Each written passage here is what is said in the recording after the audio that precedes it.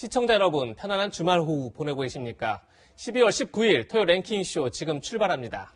김광선 변호사, 이현종 문화일보 논설위원, 최영일 시사평론가 나오셨습니다. 어서 오세요. 네, 안녕하세요. 안녕하세요. 그럼 저희가 준비한 첫 번째 한 랭킹 지금 만나보시죠. 점점 심각해지고 있는 코로나 소식입니다. 나흘째 1000명대, 백신은 언제?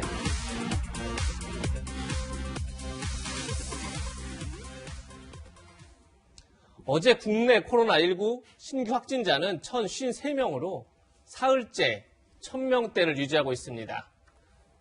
좀처럼 코로나19 확산세가 꺾일 기미를 보이지 않고 있는 건데요. 방역당국은 수도권 거리두기 2.5단계 조치가 주말 정도부터 효과를 발휘할 것이다 이렇게 밝혔는데 한번 들어보시죠. 현재 저희의 역학조사 체계와 경산 의료 체계 자체가 아직 완전한 한계 상황으로 빠진 건 아니기 때문에 조금은 더 버틸 여력들이 있습니다. 수도권 2.5단계 조치했던 결과들이 한 주말 정도부터 나타날 걸로 지금 보고 있는 중이라서 이 상태에서 막아내는 게 가장 좋다라고 보고 있고요. 네, 최영일 평론가님. 지금 수도권 거리두기가 2.5단계. 네.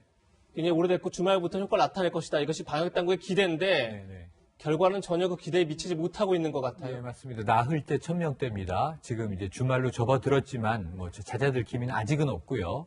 지금 이 방역 당국이 예의주시한 한 두 가지 정도가 다소의 희망적인 시그널인데 하나는 이제 지난 주말 대비로 보니까 이동률이 줄었다. 이건 이동통신의 이 통신 분석을 한 겁니다. 예. 12% 정도 일주일 사이에 줄었고 11월 중순에 비교한다면 한 30% 이상 줄었다. 아무래도 이동은 줄고 있는 것 아니냐. 근데 이것도 정확하진 않습니다. 왜냐하면 거시적인 데이터 분석이기 때문에. 예. 두 번째로 이제 1000명대 초반이 유지되고 있지만 이 검사 수를 이제 굉장히 급증시켰거든요. 그러니까 검사의 숫자는 많은데 이 1000명대가 유지되고 있다는 건 이제 양성률은 줄어들고 있다. 이렇게 분석하고 있습니다. 그래서 두 가지 지표는 긍정적인 시그널인데 체감적으로는 전혀 줄지 않았고 오히려 더 많이 확진이 다발적으로 나오는 상황이거든요. 그래서 방역당국이 3단계로 올리는데 상당히 지금 신중하게 한 지난주 중반부터는 즉시 올려도 이상하지 않은 상황인 게 일일 평균 확진자가 800명대를 넘겨서 900명대예요. 이거 3단계에 해당하는 지표거든요. 그런데 어쨌든 경제적인 파급 효과를 고려하여 아마 이번 주말을 넘기고 지켜볼 상황인데 다음 주 초반의 숫자가 중요할 것으로 보여집니다. 네, 위원님 지금 확진자 수가 느는 것도 굉장히 문제지만 가장 큰 문제는 병상 부족 문제가 아닐까 싶어요. 그렇습니다. 지금 의료 시스템의 붕괴 문제가 가장 큰 문제인데요. 얼마 전에 부부가 감염이 됐는데 부인은 이제 가서 치료를 받고 있는데 남편은 병실이 없어 치료를 받지 못하고 집에 있다가 결국 이제 사망한 사건이 있었습니다. 네. 지금 이제 자택 대기 중에 지금 사망한 분들이 계속 늘어나고 있어요. 그리고 지금 좀 전에 이제 보신 바와 같이 지금 서울만 하더라도 580명 정도가 지금 자택 대기 중이라는 그렇죠. 거죠. 이거는 뭐냐면 지금 현재 수도권에 병상이 거의 동이 났습니다. 이제 그렇다 보니까 이게 지금 확진이 되더라도 병원에 못 가는 분들이 있고 더 중요한 건 뭐냐면 이제 고령층의 중증으로 가신 분들 이런 분들 같은 경우는 이제 중증 환자실이나 전문 치료실에 이제 입원을 하셔야 되는데 네. 거기 병상이 없다는 거거든요. 왜 이런 현상이 나오냐 하면 이게 아마 당국이 지난번에 2차 대유행 있고 난 다음에 조금 우리가 1단계로 좀 내려앉았지 않습니까?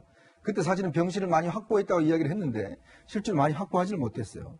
또 하나는 이제 거점 병원을 만들어서 집중 관리를 해야 되는데 문제는 그 조치가 굉장히 늦어진 것 같습니다. 네. 이제서야 이제 거점 병원을 만든다고 하는데 그러니까 기존 병원들도 사실은 요즘 대학병원 같은 경우는 일반 환자들도 병실이 없어서 입원을 못 합니다. 중환자실은 더 마찬가지고요. 그러니까 일반 대학병원들이 할 수 있는 여력이 거의 없다 보니까 이런 현상이 나타난 것이고 지금 추가 병상들 지금 화면에 나오시는 서울 의료원에 저렇게 컨테이너 지금 병상 이제서야 만들고 있는데 사실 전문가들은 그래서 아예 저렇게 만들기보다는 체육관 같은 곳을 아예 빌려서 거기에 병실을 만드는 게 훨씬 더 효과적이다는 이야기를 하고 있습니다. 예. 네. 그래서 지금 이 현상이 지금 주말 지나서 확진자가 좀 줄어들면 모르겠지만 중증으로 이어지는 게 많다면 예를 들어서 이게 지금 치료를 못 받으면 중증으로 갈 수가 있거든요. 그렇다면 이 중증 환자들 치료하는 문제가 가장 심각하게 지금 다가오는 것 같습니다. 예. 확진이 돼도 병원에 갈 수 있나 이런 우려가 큰 상황인데 과연 3차 대유행 언제 꺾일까요? 정세균 총리는 다음 주 성탄절 연휴 그리고 그 다음 주 새해 연휴 각별한 주의를 당부했습니다. 다음 주말부터는 성탄절 연휴와 새해 연휴가 2주 연속으로 계속됩니다. 올해만큼은 서로의 안전을 위해 조용하게 연말을 보내야 하겠습니다. 성탄절을 한 주 앞두고 종교시설에서 비롯된 확진자 수가 2주 전에 비해 5배나 늘면서 우려의 목소리가 커지고 있습니다.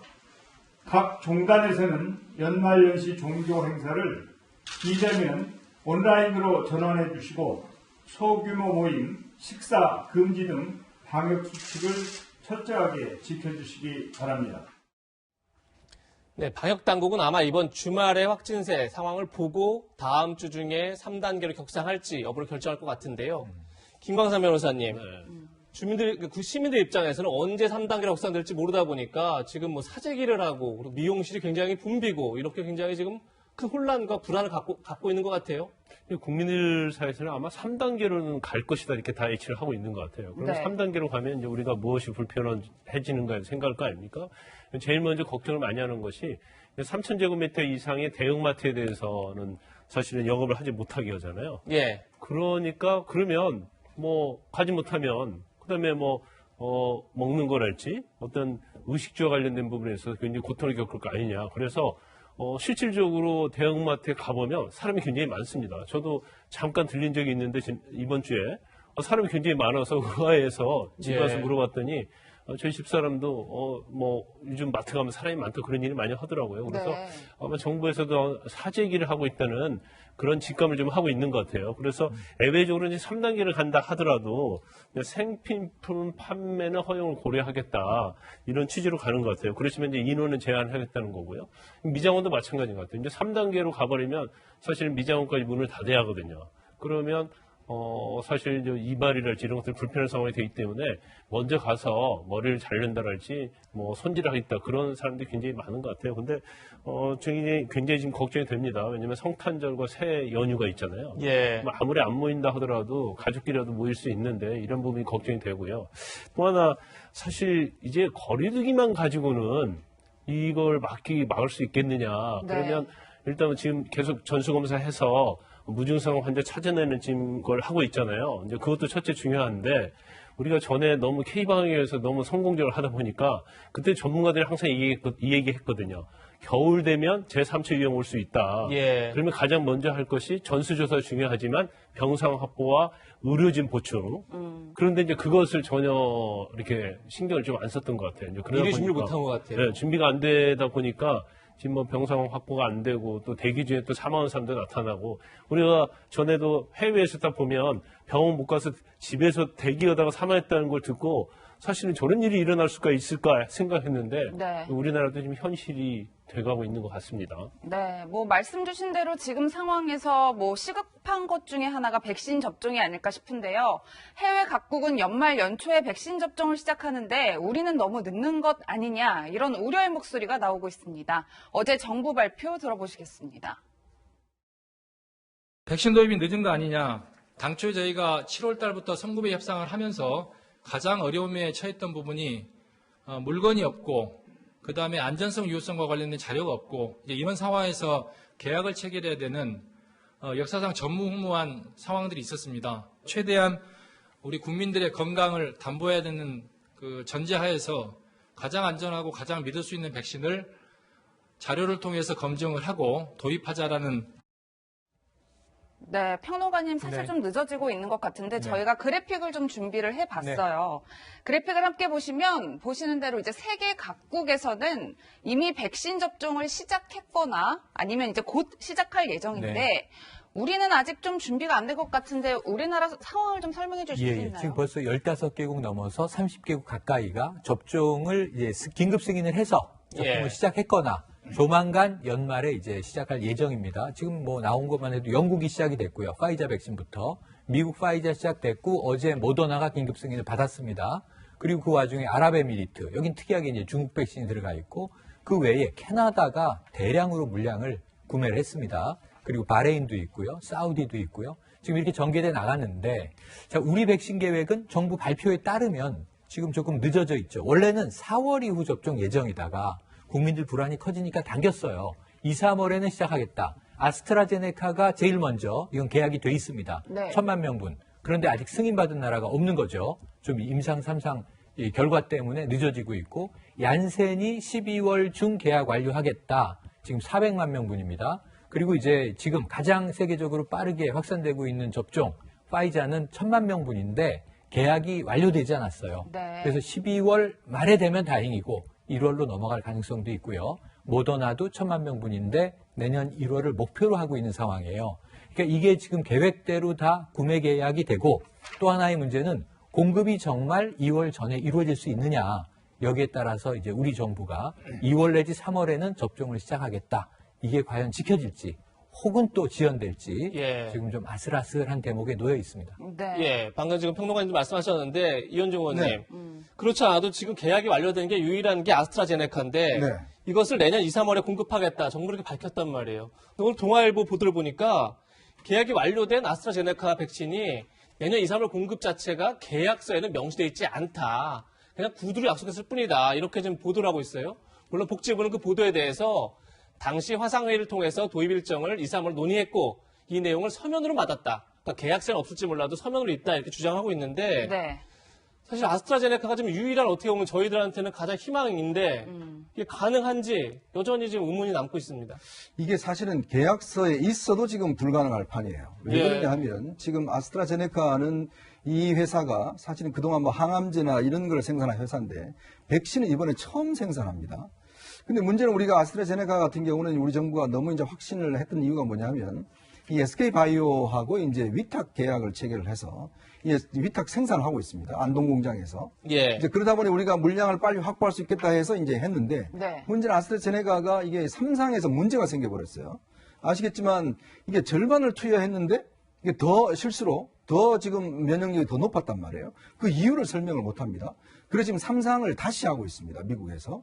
그리고 또 이게 지금 현재 문제가 되다 보니까 러시아 쪽하고 다시 지금 실험을 하고 있어요. 그러니까 지금 미국 이 회사 같은 경우는 원래 영국에서 이제 받아야 되는데 영국에서도 아직 허가가 나오지 않았어요. 네. 또 미국 FDA 마찬가지로 현재까지는 계획이 아직 없습니다. 자, 그렇다 보니 이게 3상을 성공을 해야지만이 기본적으로 이제 이 인정을 받을 수가 있는데 그렇게 되면 이게 3상이 언제 되느냐 이것도 문제예요. 근데 지금 정부에서는 내년 3월이면 이게 뭐 아스트라제네카가 들어올 수 있다고 이야기를 하지만 일단 이게 언제 지금 이 인정을 받을지 모르고 또 본다 하더라도 계약에 지금 확실하게 우리가 뭐 딱 계약서에 딱 있지 않으면 사실은 계약 효과가 없습니다. 이제 그런 문제가 있는 것이고 이 지금 확실한 게 이제 화이자 건데 사실은 화이자 거 같은 경우도 이게 화이자도 미국하고 계약을 많이 했는데 문제는 이 계약을 물량을 많이 축소시켰어요. 왜 그러냐면 원료 물질이 굉장히 부족했습니다. 아, 예. 그러니까 이게 사실은 이 백신이라는 게 원래는 선구매 계약으로 체결되는 거거든요. 왜냐하면 네. 이 회사들이 위험성이 있기 때문에 먼저 돈을 받고 나중에 개발 못 하더라도 그 돈을 돌려받을 수가 없습니다. 그래서 지난 5월달, 4월달부터 각국은 여기에 대비를 해서 면책 조항들을 다 각 정부가 마련을 했어요. 이 면책 조항이란 뭐냐면 우리 같은 경우는 공무원들이 지난번 신종플루 있을 때 그때 신종플루 백신을 과다 구매를 했습니다. 한 700억 정도 해서 남았어요. 나중에 다 징계를 했어요. 이제 그러다 보니 공무원들이 우리는 또 이 면책 규정이 없습니다. 예를 들어서 돈을 갖다가 먼저 줬는데 떼일 경우에 이걸 누가 책임지느냐? 이 분이 없어요. 그래서 각국 정부가 호주나 미국에서는 특별히 중심으로 TF를 만들어서 면책 조항들을 만들었어요. 그러니까 돈을 줘도 이게 나중에 다 책임 묻지 않겠다. 네. 예. 그래서 선구매를 다 한 겁니다. 이미 4월달, 5월달에 선구매가 다 끝나버렸어요. 근데 뒤늦게 우리가 하려고 보니까 선구매를 할 수가 없는 상황이 됐어요. 그런데다 우리는 K방역만 강조를 했잖아요. 예. 그러니까 우리는 뭐 우리가 치료제 만들 수 있다 등등 이야기를 하다 보니까 이 계약이 늦어진 겁니다. 근데 문제는 이미 선구매 계약을 한 데부터 먼저 줘야 되거든요, 물량을. 근데 저는 정부가 무슨 근거로 지금 3월 달에 이 접종을 할 수 있다는지 모르겠어요.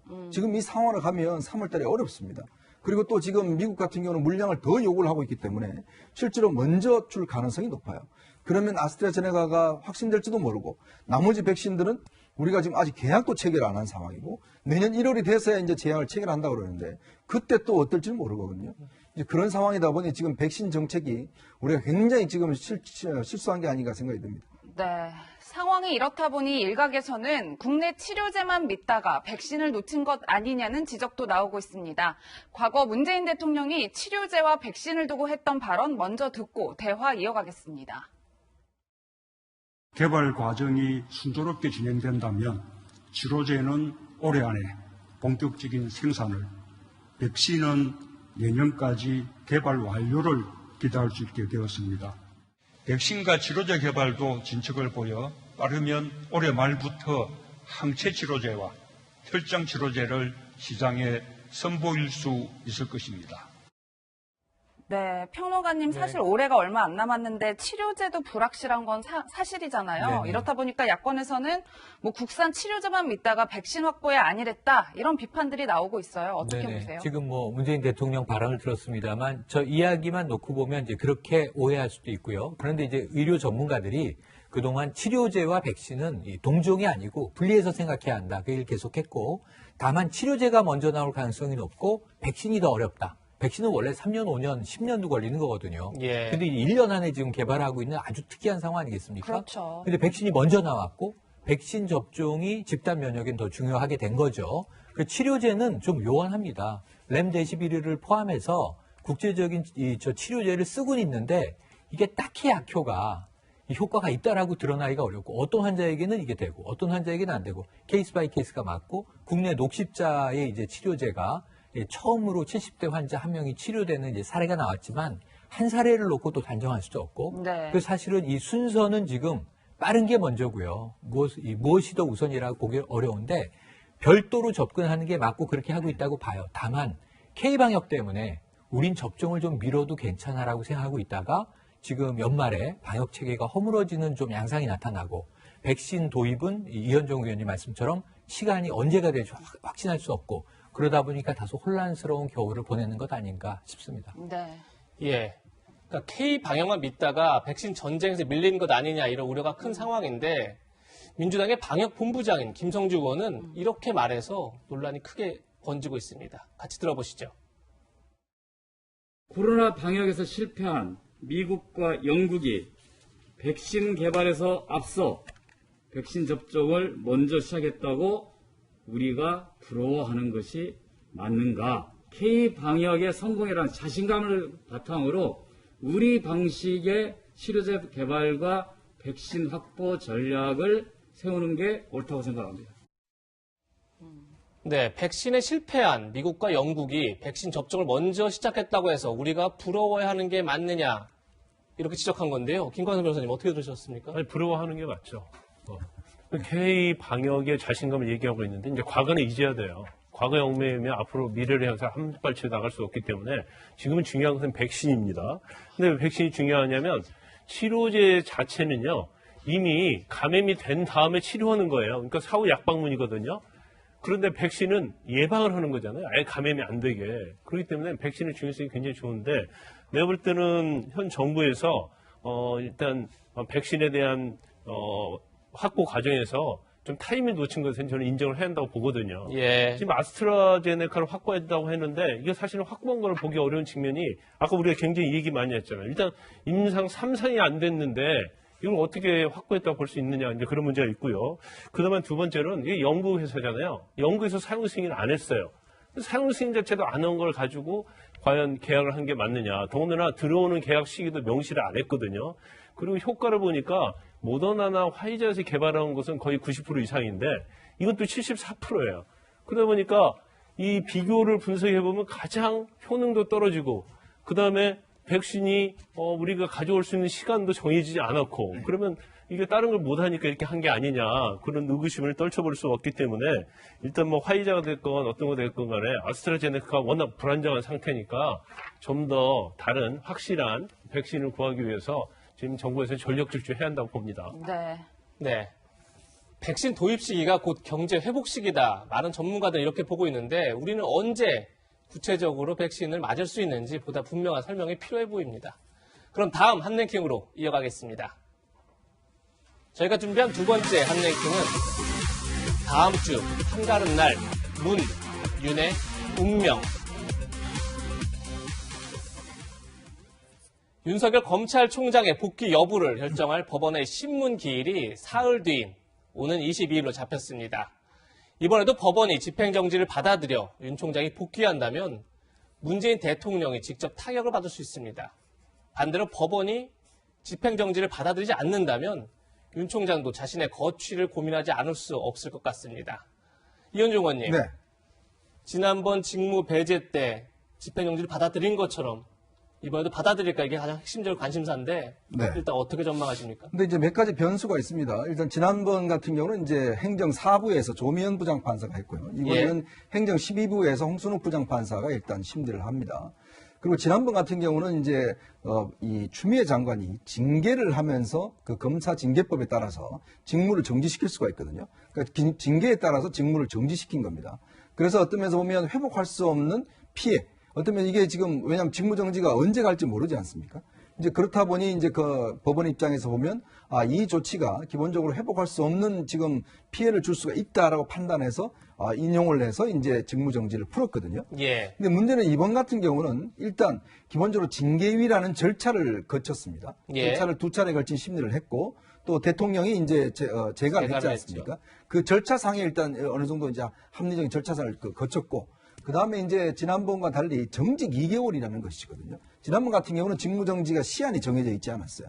그러니까 어떤 면에서 보면 그 검찰총장 임기가 2년인데 2년 자체 이 어떤 시한이 어떤 면에서 줄어들 수가 있기 때문에 피해가 올 수 있다는 판단을 했지만 이번에는 2개월이라는 시간이 한정되어 있는데 그러면 2개월 동안에 그냥 과연 이 회복할 수 없는 피해가 있을 수 있을 것인가에 대한 판단은 아마 이제 판사마다 좀 다를 수도 있습니다. 예. 그래서 지난번에 어떤 성격과 이번 성격이 다른 변수가 충분히 있어요. 또 한편으로 보면 지난번과 마찬가지로 종합적으로 결국 검찰총장이라는 지위가 매일매일 중요한 사건들에 대해서 판단하고 결정을 해줘야 되는 자리인데 그 자리를 2달 동안 하지 않을 경우는 피해가 올 수가 있다는 판단도 할 수가 있어요. 네. 그리고 절차상의 문제에 있어서 과연 징계위가 4명이 결정을 내렸는데 4명 중에서 1명은 또 결정할 때 기권을 했지 않습니까? 그렇죠. 어떤 종합적으로 보면 3명이서 이제 검찰총장의 징계를 결정한 거거든요. 이 징계위원회 정원은 7명입니다. 근데 지금 결국 7명 중에서 3명이 징계를 해서 결정을 했는데 과연 이게 절차상의 문제가 없는가? 그리고 또 검사 징계법에 보면 예비원 제도라든지 또 기피 제도라든지 등등이 있는데 과연 이 절차를 제대로 지켰느냐 이런 문제가 아마 이번에 지금 22일 날 오후 2시부터 열리는 지금 심리에서 중요한 쟁점이 될 것 같습니다. 네, 변호사님 또 저희가 윤 총장 측에서 좀 지적하고 있는 부분을 그래픽으로 준비를 해봤는데요.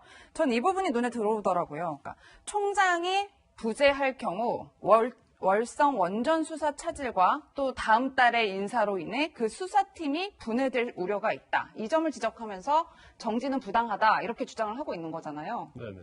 근데 이 가처분 사건에서 이제 이런 사유 자체가 사실은 정확하게 직접적인 요건이라고 볼 수는 없어요. 일단 회복하기 어려운 손해 그리고 긴급의 필요성 이 2가지를 중점적으로 보거든요. 그런데 이게 뭐 회복하기 어려운 손해를 그냥 뭐 거기에 한정해 보는 게 아니라 종합적으로 판단을 하는 거거든요.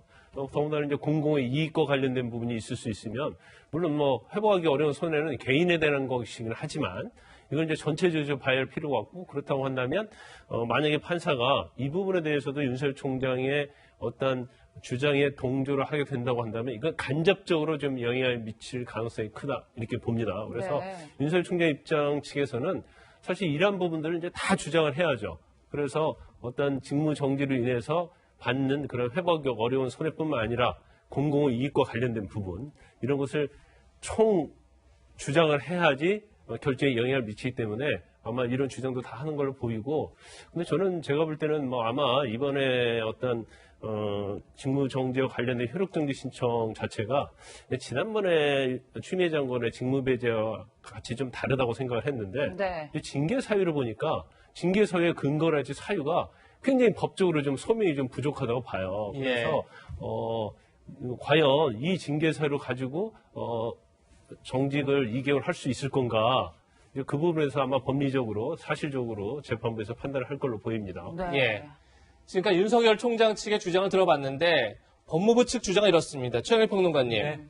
임명권자인 대통령이 제가한 징계 결정을 무력화해서는 안 된다. 지금 앞으로 이렇게 주장할 것 같은데. 맞습니다. 법무부 입장에서 볼 때는 또 어떨까요? 예, 그러니까 이제 아까 말씀해 주신 내용의 종합이에요. 지금 이 지난번 직무배제 명령은 추미애 장관이 내린 거예요. 어쩌면 독단적으로 장관이 검찰총장 직무에서 배제한다. 예. 다음 날부터 출근을 못 했잖아요. 그리고 나서 돌이킬 수 없는 손해가 개인적으로도 발생하고 그런데다가 또 국가 시스템상으로도 발생한다. 조미연 판사는 그렇게 이제 언급을 하면서 오히려 검찰총장이 이 법무부 장관에게 맹종하면 안 된다. 그럼 정치적인 독립성과 중립성이 어겨질 수 있다라고 일침을 놨어요. 근데 이번에는 추 장관 개인의 이 어떤 배제 명령이 아니라 이 검사 징계법을 따라서 절차적인 행정적 과정을 거쳤고 이번에 대통령이 제갈했단 말이에요. 그러다 보니까 지난번하고 상황은 완전히 달라요. 법무부의 입장에서는. 그리고 지난번에 직무 배제 때도 법무부가 묘하게 이번에 이 윤 총장의 변호인이 이야기한 것과 반대되는 논리를 폈어요. 이게 이번에는 자, 총장이 2달이라도 정직에 들어가게 되면 현재 주요 수사가 흔들릴 수 있다. 그러니까 이건 돌이킬 수 없는 손해다라고 주장했는데 네. 지난번에는 법무부 측의 변호인이 무슨 얘기를 했냐면 이 비위 혐의를 받고 있는 청장이 현직에 있으면 수사에 오히려 교란이 있을 수도 있다라는 논리를 폈었거든요. 그러니까 이러한 팽팽한 양측의 논리는 이번 이 신청에 대한 22일 신문에서 또 격돌할 것으로 보여집니다. 네. 이런 가운데 여당에서는 윤 총장의 자진 사퇴를 촉구했고 야당에서는 왕조 시대냐며 비판의 목소리를 높였습니다. 국회 목소리 들어보시겠습니다.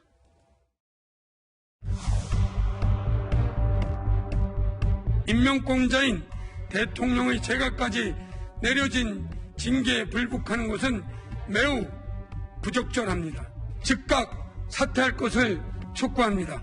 이쯤 되면 윤 총장은 인간적, 도의적 부끄러움을 알고 스스로 물러나는 게 도리입니다. 대한민국 대통령이 왕조 시대에 무소불위의 왕이 아니지 않습니까? 이런 민주당 의원의 사고 자체가 참으로 한심하고 이해가 되지 않습니다.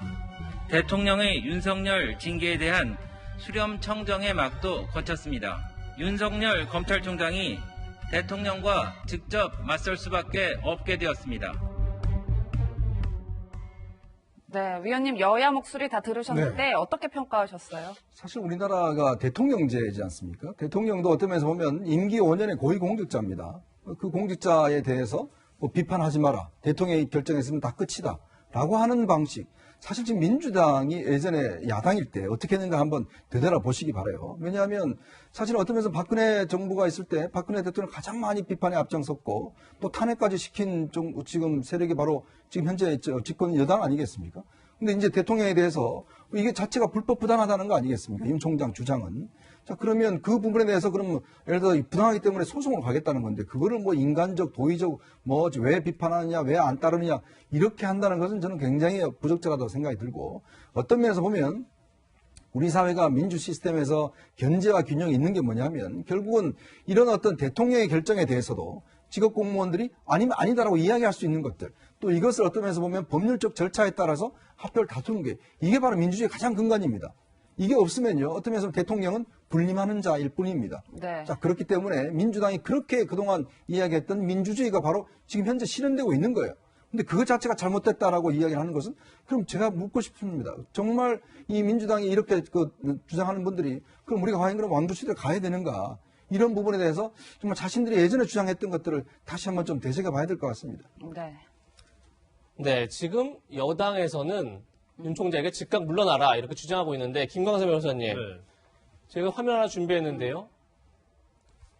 국가공무원법을 보니까 정직 해당 징계 사유가 있는 경우 비위 관련 수사 중일 때는 퇴직을 불허한다. 그런데 지금 사실 윤 총장은 물론 이제 정직 이 징계 사유도 있지만 사실 가족 수사 관련해서 추미애 장관이 수사 지휘해놓은 상태고 그리고 또 재판 법관 성향 문건 관련해서도 지금 수사를 하고 있는 상태고 이래서 퇴직을 하려고 해도 물러날 수 없다 이런 주장이 나와요. 네. 저는 이제 퇴직을 할 수 없었던 이유가 이제 징계 사유가 있어가지고 징계 사유를 이제 징계 절차 과정이 있다면 그럼 그런 경우는 이제 퇴직할 수가 없어요. 근데 징계는 끝나기 때문에 그 사유는 되지는 않습니다. 그런데 또 하나가 비위에 관한 사실에 대해서 이제 수사 중일 때는 퇴직을 받아주지 않습니다. 예. 네. 그런데 사실 지금 아까 말씀하신 것처럼 추미애 장관이 판사 재판 문건과 관련해서 수사를 지휘했잖아요. 수사 중이단 말이에요. 더군다나 또 윤석열 총장의 장모 관련 것도 수사 중인데 지금 윤석열 총장이 사퇴를 한다 하더라도 국가공무원 78조에 사퇴를 받아낼 수 없어요. 예. 사퇴를 받아줄 수가 없거든요.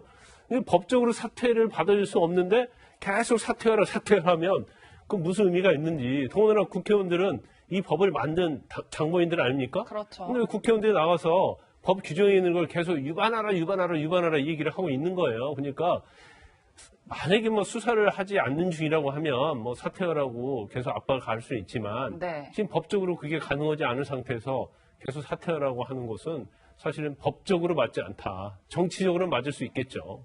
네.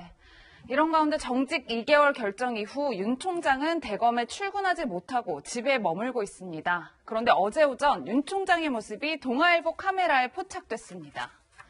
보시면 윤 총장이 반려견과 함께 산책하고 있는 모습입니다. 그런데 보시는 대로 공교롭게 이 강아지, 하얀색 강아지 이름이 바로 톨이라고 하는데요. 문재인 대통령의 반려견과 이름이 같다고 합니다. 윤 총장은 이 강아지를 포함해 무려 7마리의 반려동물을 키우고 있다고 하는데요.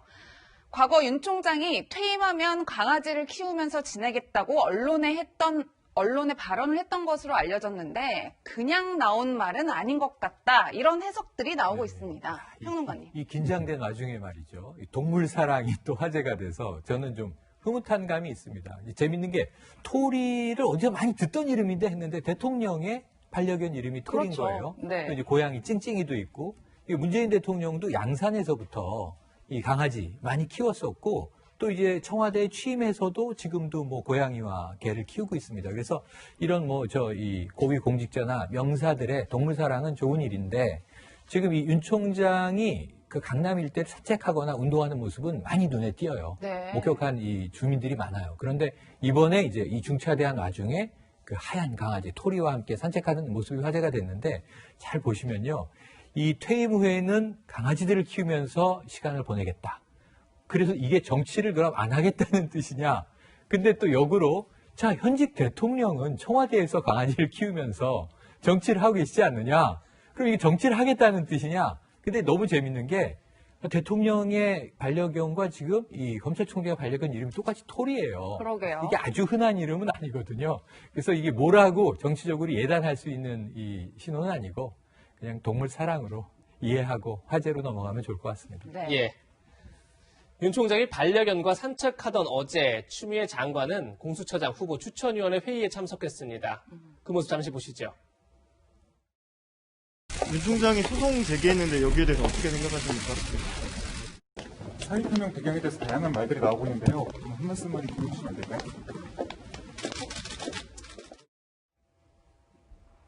추 장관이 취재진 질문에는 아무 말도 하지 않고 들어갔는데 회의장에서는 무척 밝게 웃으면서 인사를 나눴다고 합니다. 그런데 어제 공수처장 최종 후보를 정해 대통령에게 올릴 거다. 이런 전망이 나왔는데 회의를 다시 열흘 뒤로 미뤘습니다. 흥미로운 장면은 야당목 이현 추천위원은 추천위원 충원 없이, 그러니까 야당 추천위원 한 명이 그만뒀죠. 그러다 보니까 한 명 더 충원해야 된다 이렇게 주장하면서 충원 없이 공수처장 후보를 의결한 건 무효다 이렇게 주장했다는 겁니다. 그런데 여당 몫의 박경준 변호사 추천위원인데 여당 몫 추천위원은 의결 정족수를 충족했으니까 결혼은 문제되지 않는다. 이렇게 두 사람이 맞서면서 굉장히 오랫동안 격론이 벌어졌는데 오히려 추미애 장관이 국회의장 요청도 있고 한 번 정도 연기해도 괜찮다 이렇게 밝혔다는 겁니다. 이현종 의원님. 네. 그러다 보니까 추미애 장관이 오히려 공수처장 추천을 굉장히 서둘러야 될 추미애 장관이 오히려 열흘 동안 연기를 했다. 과연 그 의미가 뭐냐? 이런 여러 가지 전망이 나오고 있는 것 같아요. 일단 윤 총장에 대한 징계를 강요하면서 지금 공수처 발족을 좀 상당히 좀 행보를 빨리 하는 것 같습니다. 그래서 원래까지 일단 공처장의 추천을 완료를 하고 인사청문회를 거친 다음에 내년 초에는 출범할 수 있도록. 왜냐하면 윤 총장 징계가 이제 2개월이지 않습니까? 윤 총장 징계가 끝나면 그때는 공수처가 있는 상황. 이런 걸 만들기 위해서 한다라는 게 이제 여권 내 시나리오였는데요. 문제는 그래서 강행할 줄 알았는데 지금 강행을 안 했어요. 왜냐하면 지금 7명입니다. 추천위원들이. 그중에서 한 명, 야당 추천 한 명이 임정혁 변호사가 사퇴를 해버렸어요. 그럼 여성이지 않습니까? 근데 여기서 이제 문제가 된 게 뭐냐 하면 우리가 축구할 때 11명이 축구해야 되잖아요. 막 등등 이렇게 되면 만약에 7명이 빠진 상황에서 만약에 이제 하게 될 경우에 나중에 이게 법적인 시비가 붙을 수가 있어요. 지금 공수처 같은 경우는 지금 이미 헌법재판소에 지금 청구가 돼 있는 상황이거든요. 거기에다가 추천위원들이 한 명이 빠진 상황에서 충원도 하지 않고 6명에서 강행했다. 할 경우에 나중에 여기서 뽑힌 공천의 후보에 대한 법률적인 문제가 생길 수가 있습니다. 다 뽑아놓고 난 다음에 이거 절차 잘못했어? 이렇게 되면 굉장히 문제가 될 수가 있거든요. 네. 그래서 한번 이제 쉬어가서 그러면 지금 현재 바뀐 그 공천법에 따르면 이 야당이 추천하지 않을 경우는 국회의장이 추천할 수가 있습니다. 그럼 국회의장이 추천해서 7명을 맞춰서 만들겠다는 하나의 어떤 안과 함께 또 하나는 지금 현재 유력한 후보가 2명인데요. 이게 뭐냐면 여당이 추천한 헌법재판소의 연구관 출신 1명과 여성 변호인이 1명이 있어요. 근데 지금 아마 여권 내부에서는 이들 가지고는 좀 약하다라는 그런 이야기가 있습니다. 네. 이 이야기가 뭐냐면 좀 더 강한 새로운 이 공수처장 후보를 추천해야 되는 거 아닌가라는 게 있어요. 그래서 아마 이제 추미애 장관을 저렇게 일주일 연기한 것은 결국 새로운 후보를 추천하기 위한 지금 뭔가 절차에 나가는 거 아닌가라는 또 의문도 있습니다. 왜냐하면 지금 사실은 이게 검찰을 좀 눌러야 되는데 지금 이분들 2분 같은 경우는 한 번도 수사를 해본 적이 없어요. 근데 과연 수사할 수가 있겠는가? 이 이제 의문점이 있는 거죠. 네, 변호사님 말씀을 종합해 보니까 일단은 여론의 역풍 탓도 좀 고려를 한 점이 있을 것이고 더 강한 후보를 추천하기 위해서 좀 한 템포 멈춰가는 것도 있을 것이고 또 일각에서는 여권에게 보내는 일종의 사인이다. 그러니까 추 장관이 공수처 키는 내가 쥐고 있다라는 취지의 사인을 보내는 것이다. 이런 해석들도 있더라고요. 근데 저도 좀 의아했어요. 왜냐하면 약간 절차제에 문제가 있다 하더라도 여당 내에서는 계속 밀어붙이게 하겠다 이렇게 공언을 하지 않았습니까? 그래서 적어도 연내에 이제 공수처장의 후보는 추천이 당연히 되고 대통령이 또 임명을 해서 그 절차는 끝날 것이다 생각했는데 결과적으로 28일 날 회의를 하게 되면 그 절차가 이제 새해로 넘어갈 수밖에 없거든요. 그럼 여당이 이제까지 공언한 거에는 어떻게 보면 브레이크가 걸린 거예요. 그래서 이제 모르겠어요. 이제 추미애 장관은 어차피 이제 사의를 표명했지 않습니까? 그렇죠. 그러면 굉장히 이런 추천위에 나와도 대부분이 굉장히 소극적으로 하거든요. 그럼에도 불구하고 오히려 본인이 주도권을 잡고 오히려 28일에 연기하자는 거에 동의를 했고 그렇다고 한다면 뭔가 좀 본인 생각이 있을 것이다. 긍정적으로 생각하면 절차에 문제가 있으니까 좀 공정성을 가지고 가겠다. 이런 얘기도 될 수 있고요. 또 그런데 그 부분은 이미 애견된 거 아닙니까? 좀 있다 하더라도 여당에서는 그냥 밀어붙이겠다고 했는데 그렇다고 하면 아까 말씀하신 것처럼 여권에 있어서 내가 좀 여기서 영향력을 발휘하겠다. 그런 좀 어떤 취지의 메시지 전달될 수 있고요.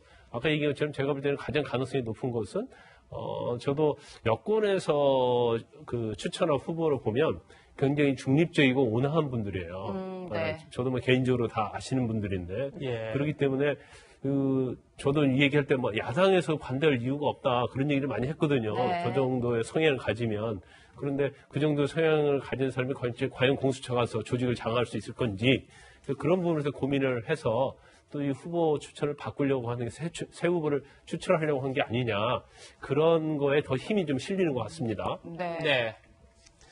이런 가운데 오늘 조간신문에선 이런 내용이 보도됐습니다. 추미애 장관 후임으로도 거론되고 있는 이용구 법무부 차관이 지난달 택시기사에게 행패를 부려 경찰 조사를 받았다는 내용입니다. 평론가님, 네. 이 내용 좀 소개 좀 해주시죠. 이게 좀 저도 놀랐습니다. 네. 오늘 이 기사들이 많이 나오고 있는데요. 지금 이용구 현 법무부 차관이나 아니면은 민주당의 소병철 검사 출신의 의원이나 이런 인물들이 지금 하마평에 오르고 있어요. 연일 보도되고 있는데 지금 이용구 차관이 되기 전 변호사였습니다. 지난달에 있었던 일인데 술을 마시고 택시를 탔다는 거죠.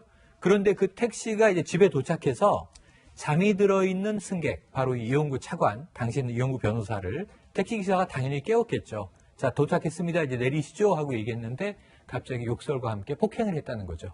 왜 잠을 깨우느냐.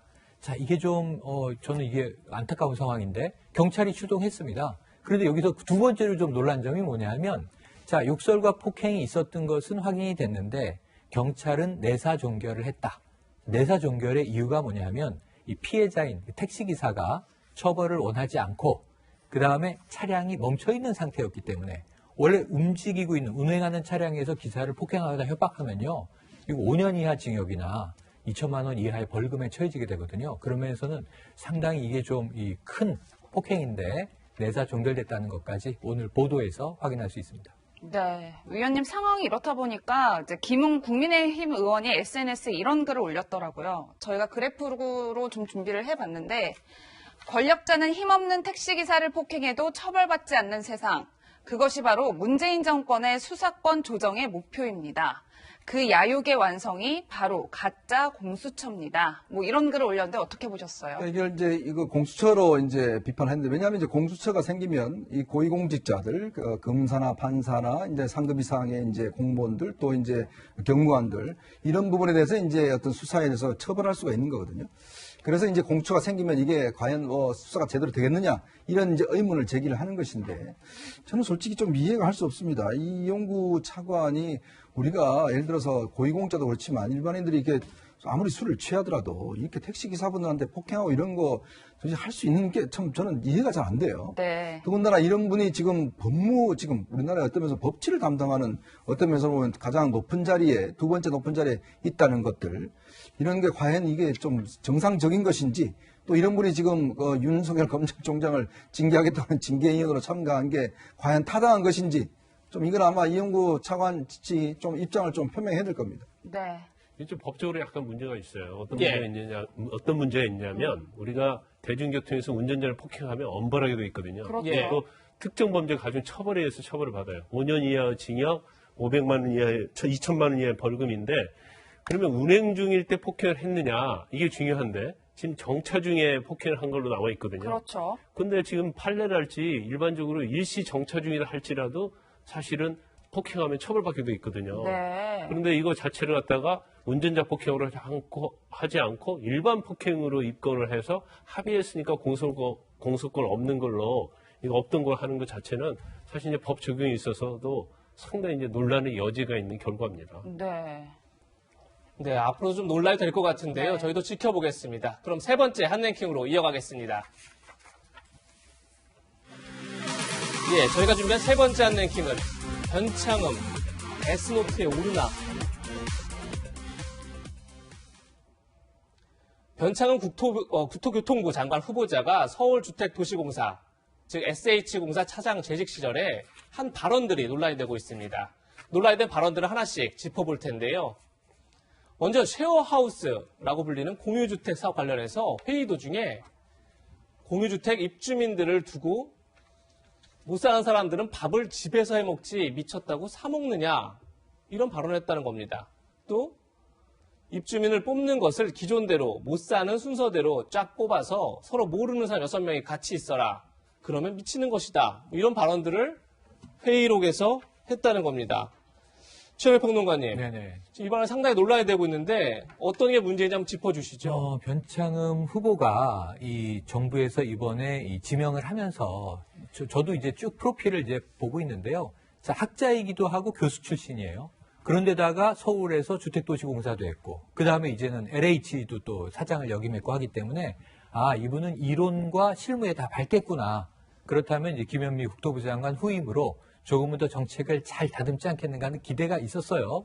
그런데 지금 언행을 보면 좀 놀랄 대목이 있습니다. 학자 출신 느낌이 사라지고, 지금 저는 저 말의 취지는 어느 정도 좋은 측면으로 이해해 줄 수 있는데 표현이 좀 거칩니다. 그래서 이제 이런 대목이 좀 걱정되는 대목인데, 이런 거죠. 자, 못 사는 사람이, 이런 고위공직자는 어떻게 표현하냐면요, 정치인들은 형편이 어려운 분들이 예를 들어서 이 밖에서 밥을 사 먹으면 지출이 크니까 주로 집에서 식사를 해 드시지 않겠느냐. 아무래도 외식의 빈도보다는 집에서 식사하는 것이 더 일반적일 것이다. 그러면은 내용은 전혀 문제가 없어요. 거칠지 않아요. 그런데 이게 좀 비하처럼 들리는 게, 못 사는 사람이 미쳤다고, 이런 표현은 좀 고위공직자들이 일반적으로 쓰는 표현이 아니어서, 이 미쳤다는 표현이 또 이제 다른 입주민 선발 기준에도 등장을 해서 조금 이 언행에 대해서는 이게 무리가 있겠다는 생각이 듭니다. 네, 변호사님, 변 후보자의 또 다른 회의 발언이 논란이 되고 있는데, 아마 이제 지자체에서 체육시설을 좀 만들어달라고 요구를 했나 봐요. 그랬더니 이제 변 후보자 측은 체육시설 만들어주는 것에 좀 부정적인 입장이었는지, 뭐 이런저런 내용을 환경단체에 그 내용을 슬쩍 줘서 떠들게 하고, 뭐 이렇게 좀 이런 얘기를 했다고 하는데, 저희가 이 부분은 어떻게 해석해야 될까요? 그 내용은 그거예요. 그러니까 거기에다가 체육시설 해달라고 하니까 체육시설을 해주기 싫은 거죠. 그러니까 만약에 거기에 이제 나무가 우거져 있는데 체육시설 지면 이 우거진 나무 숲을 다 잘라야 하고, 그럼 결국 환경이 파손되는 거니까 그런 것을 환경단체에 살짝 보여주라는 거예요. 그럼 목적을 달성하기 위해서 이것을 이용하는 거잖아요, 환경단체를. 네. 그러면 이런 방법이 정말 옳은 방법인지, 더군다나 체육시설 같은 경우에는 설사 이제 뭐 단지 내에 있다랄지 아니면 어떤 건물에 있어서 굉장히 중요한 부분 중 하나 아니에요. 그러면 일부가 뭐 약간 훼손된다 할지라도 크게 환경과 관련이 있다고 보진 않아요. 그러면 이런 부분을 갖다가 사실 그 입주민이랄지 거주하는 사람의 편의성을 위해서 판단을 해야지, 이걸 해주기 싫다고 해서 사진을 살짝 보여줘가지고 환경 자체로 하여금 반대하게 만들려고 하는, 이런 꼼수를 부렸다는 것 자체가 사실 국토부 장관으로서 굉장히 부적절하다고 볼 수 있는 거죠. 네. 예. 지금 저희가 변 후보자의 발언 논란들을 짚고 있는데 사실 가장 논란이 된 발언은 이겁니다. 네. 지난 2016년 5월에 서울 구의역에서 스크린도어를 혼자 수리하던 19살 김모 씨가 사망하는 그런 사고가 있었죠. 이 사고 관련해서 변 후보자가 하나하나 놓고 보면 서울시 산하 메트로로부터 위탁받은 업체 직원이 실수로 죽은 거다. 사실 아무것도 아닌데 희생자가 조금만 신경 썼으면 아무 일도 없는 것처럼 될 수 있었는데 결국 그 희생자의 잘못이다. 이렇게 발언을 했다는 겁니다. 이현주 의원님, 네. 이 발언은 굉장히 논란이 되고 있어요, 지금. 네. 정말 저는 저 발언을 듣고 충격적인데요. 이게 사실은 서울 메트로가 이 어떤 스크린도어를 하청업체에 이제 관리를 맡기는데, 이게 이제 그 규칙이 어떻게 되냐면 이 지시를 하면 1시간 내에 와서 수리를 해야 된다. 등등 이런 게 있어요. 아무래도 이제 인력적으로 이런 게 부족하니까 원래 2인 1조로 가야 되는데 한 명이 이제 가서 고친 겁니다.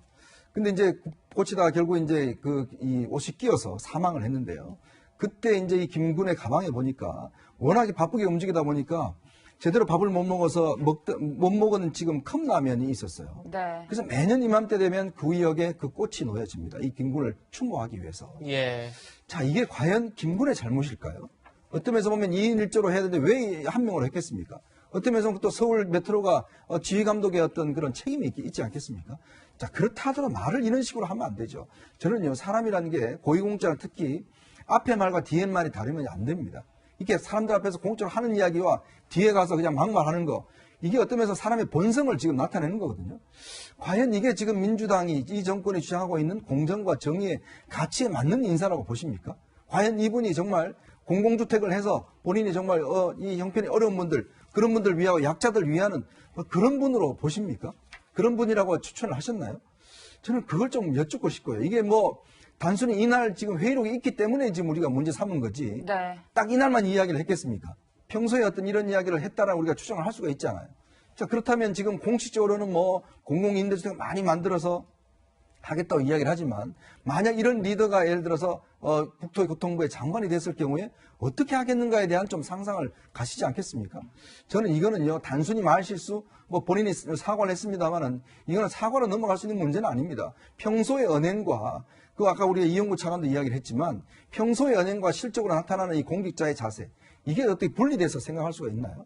저는 그런 면에서 본다면 정말 중대하게 생각해야 될 문제라고 봅니다. 네. 당시 서울시장이었던 박원순 전 시장은 이렇게 사과했었습니다. 당시 영상 함께 보시겠습니다. 지난해 강남역 사고 후에 2인 1조 매뉴얼을 만들고 추진하고 있었습니다.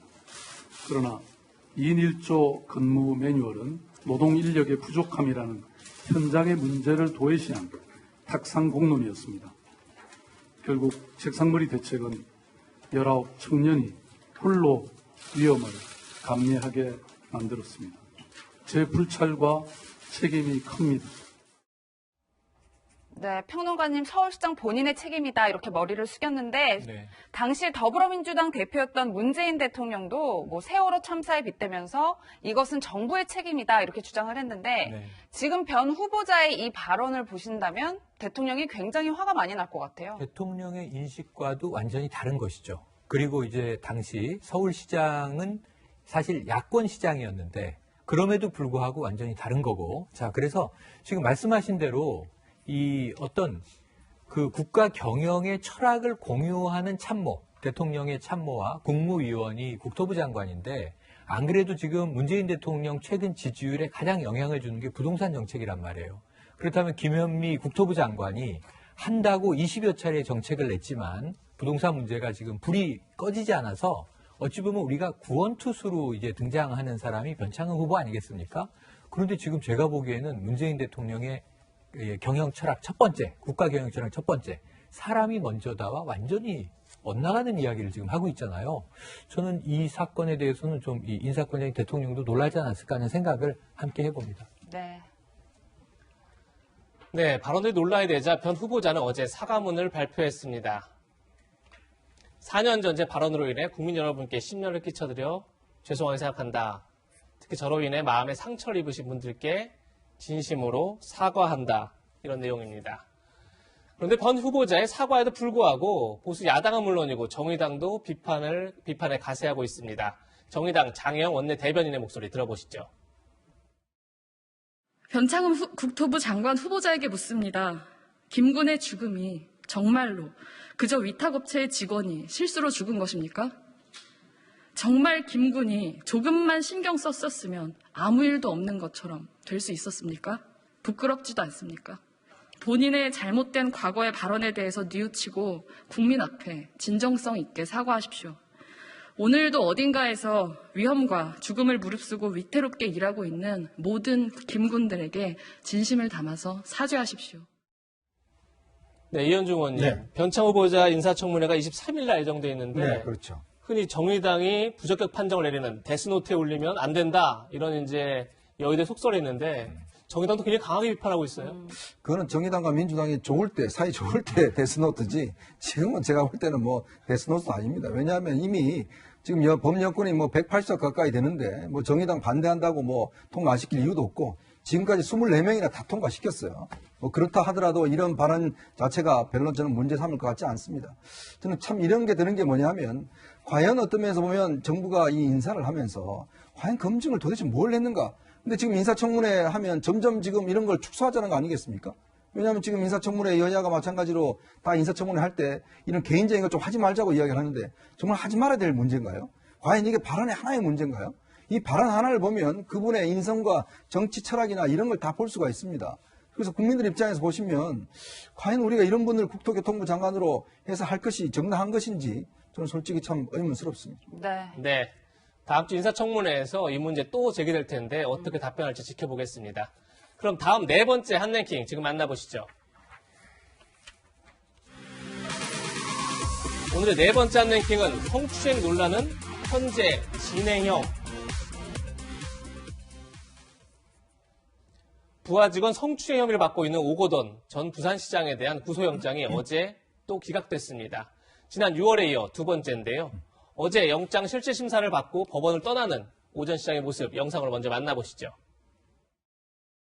기억이 안 난다는 건 3인은 왜 인정하셨어요? 기억이 안 나는데 왜 인정을 하신 겁니까? 죄송합니다. 기억 안 나세요? 피해자들에서 한마디 해주세요. 부산 시민들에게 하신 말씀 없으십니까? 철새로 선거 다시 하겠는데 할 말 없으세요? 평론가님, 네. 지금 오거돈 전 시장이 영장이 기각돼서 부산 구치소에 나오는 모습을 저희가 네. 봤는데 그런데 영장에는 지난 4월 피해자 말고 또 다른 예. 피해자가 있다 이렇게 지금 들어있다는 거죠? 추가 범행이 있었다. 이게 좀 충격적인 겁니다. 왜냐하면 이게 지난 4월 총선 이후에 아주 뜨거운 사안으로 커졌었잖아요. 그 다음에 이제 서울시의 박원순 이 시장 또 사건이 벌어지는데, 근데 6월에 이미 구속영장 청구가 오거돈 전 시장에 대해서 있었습니다. 이때 기각의 이유는 도주나 증거인멸의 우려가 없다. 그리고 내용은 어느 정도 다 파악이 됐고 본인도 공개적으로 나와서 인정하고 사과한 바도 있습니다. 그래서 기각됐구나. 근데 12월에 왜 또 영장이 재청구가 됐을까? 왜 구속이 필요했을까? 이게 좀 논란 사안이었어요. 예. 어제 구속영장 실질심사가 있었는데 그 직전에 또 다른 성추행 혐의가 확인되었다라는 거예요.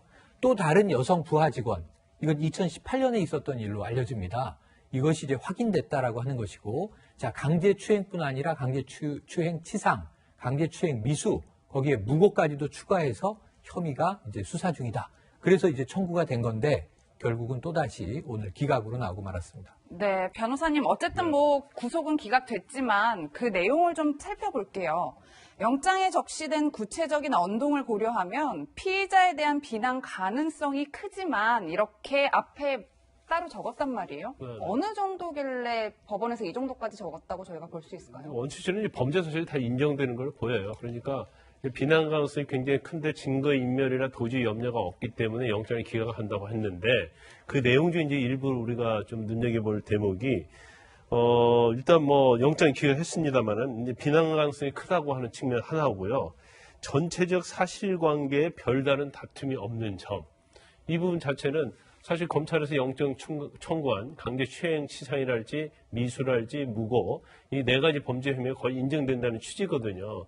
그러면 오거돈 시장이 이제까지 일부에 대해서는 그런 적이 없다고 주장했었는데 영장 범죄 사실의 내용은 거의 다 다툼이 없기 때문에 인정이 된다 이렇게 볼 수 있는 여지가 있거든요. 네. 그러고 보면 검찰의 영장의 범죄 사실이 증거가 전혀 없는 것이 아니고 어느 정도 소명이 된 것은 맞다.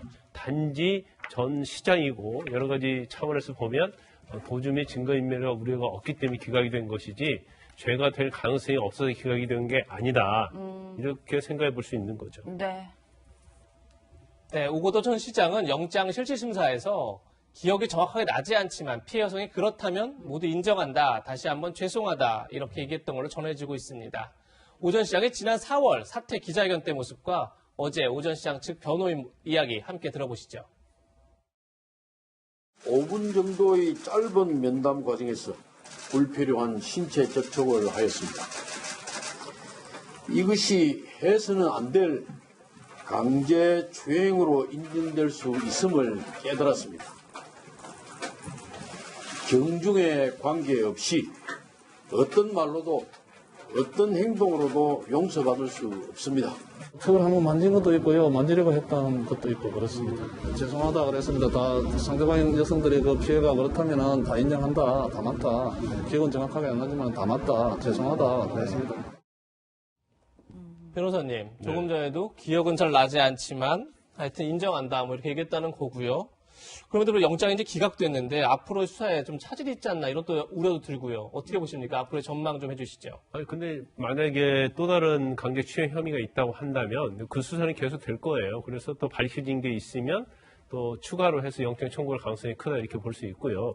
아까 뭐 변호인이 얘기한 것처럼 기억은 안 나지만 인정하겠다. 근데 이건 상당히 피의자들이나 피고인이 많이 쓰는 말이거든요. 예. 그러니까 첫 번째 정말 기억이 안 날 수도 있죠. 근데 기억이 안 나면 사실은 피해자가 기억이 옳은 거잖아요. 나는 기억이 없고 피해자는 자세하게 구체적으로 기억을 하고 있단 말이에요. 그래서 이 부분을 다퉈봤자 사실은 자기에게 유리할 건 없어요. 그러니까 안 다투는 경우가 있고 또 하나는 자기 기억이 나요.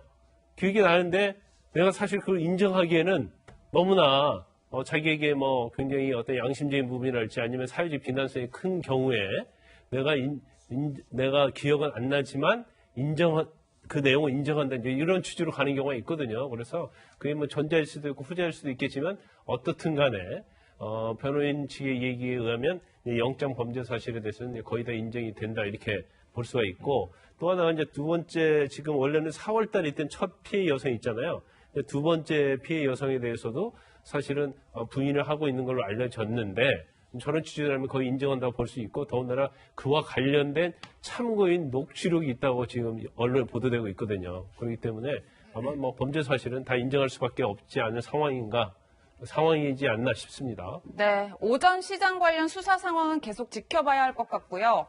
어제 박원순 서울시장 성폭력 사건 공동행동이란 시민단체는 서울시청 건물 벽면에 서울시장 위력 성폭력 해결하라는 문구를 빔 프로젝트로 쏘아 올렸습니다. 함께 메시지 영상 함께 보시면요. 서울시장 위력 성폭력 사건 공동행동은 어제 오후에 이렇게 보시는 것처럼 박원순 전 서울시장의 성폭력 사건 해결을 촉구하는 메시지를 담아서 빔 퍼포먼스를 진행했습니다. 이렇게 영상을 보시면 서울시는 사건을 적극 해결하고 평등한 노동권을 보장하라. 고위공직자의 성폭력 이제는 끝내자. 우리들의 연대가 위력 성폭력을 박살낸다라는 등의 문구를 이렇게 쏘아 올렸는데요. 평론가님, 구체적으로 어떤 내용을 지금 주장하고 있는 건가요? 네, 지금 이제 공동행동 줄여서 이렇게 이제 부를 수 있겠는데 지금 한국 여성의 전화 그리고 또 이 성폭력 상담소 주로 이제 주요하게 여성의 어떤 성평등이나 성범죄에 대한 해결을 촉구하는 단체들이 다 모인 곳입니다. 그런데 이제 지난 밤에 퍼포먼스를 벌인 거죠, 일종의. 근데 퍼포먼스의 핵심은 이 박원순 서울시장의 성폭력 사태가 아직 해결되지 못하고 있다. 자, 이제 최근에 보면은 이 휴대전화 디지털 포렌식을 한다. 그런데 법원에서 또 기각되고 이런 상황이 있었습니다. 사실은 공소가 무효가 된 거잖아요. 이런 상황에서 고인이 돼버리는 바람에. 그런데 이제 여성 단체들은 그럼에도 불구하고 해결책을 촉구하고 있는 거고요. 또 더 나아가서 전반적으로 이 박 전 시장 사태뿐만이 아니라 이 일반적인 여성들의 성평등 강화 이런 것도 함께 요구하고 있어서 네. 여성 문제에 대한 이 포괄적인 문제 해결 촉구, 우리 사회의 변화, 특히 좀 민주당이 곤혹스러울 수 있는 게 이 최근 몇 년 동안의 일련의 성폭력에 대해서 민주당이 이 근본적인 해결책을 내지 않고 있고 미온적인 대처를 하고 있다 이렇게 비판하기도 했습니다. 네. 박원순 시장 사건 관련해서 경찰은 박 시장의 사망 경위를 다시 수사하겠다면서 휴대전화 디지털 포렌식을 5개월 만인 지난 17일 다시 시작했습니다.